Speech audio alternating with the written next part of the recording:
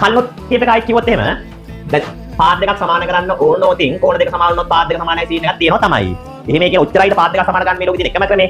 නෑ ලෝක මේකට කරන්න ගියාම අපට උඩේ දීත් නෑ ඩී දීත් නෑ කොයි දුක් ඉන්නේ. යා කරගන්න ඕනේ මෙන්න යා. කරා. ඒ දෙක සමානයි කියලා පෙන්නන්නයි. හිම සමානයි කියලා පෙන්නන්න කිව්වොත්. අලු.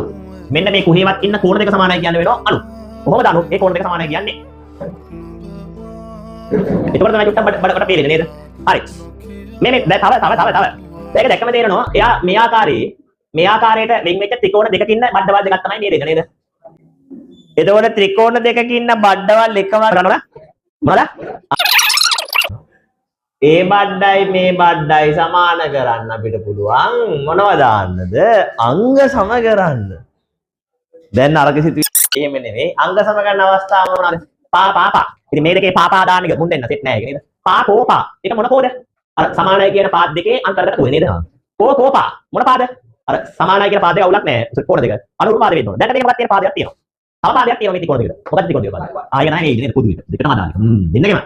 ඊට පස්සේ ඔන්න දැන් තව බඩක් අර අපි අද කියපු එකෙන් එනවා දැන් ඔතෙන් ඔන්නේ බඩ එනෝනේ. මොකද්ද බඩ? මතකද මෙහෙම එහෙක මේකට කියන මොකද්ද?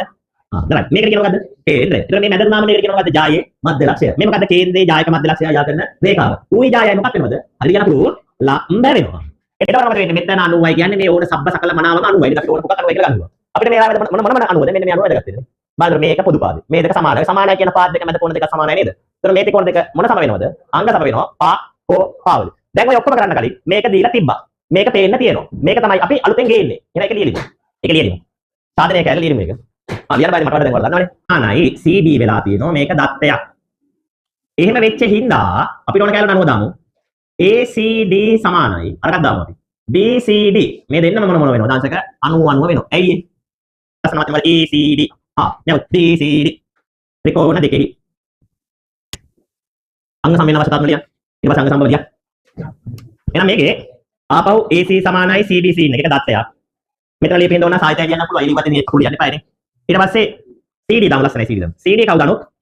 CD කවුද අනුත්? පොදු පාදය. ඊට පස්සේ ඉන්නවා දැන් මේ හොයාගත්ත සීන් එක. ACD සමානයි BCD. අර හැල ලියන්න ඕනේ. දැන් කලින් එහෙම කියලා කිව්වනේ අපි ඒක කියන මොකද්ද? සාධිතයි. මේ හේතු කාරණා තුන හින්දා ඒ කියන්නේ අන්න එම නිසා ACD ත්‍රිකෝණය අංග සමයි BCD ත්‍රිකෝණයට අවස්ථාව පා කෝ පා. අපි අංග සම කරන්නේ නෙමෙයි තිබ්බේ. අපි අංග සම කරා අපි.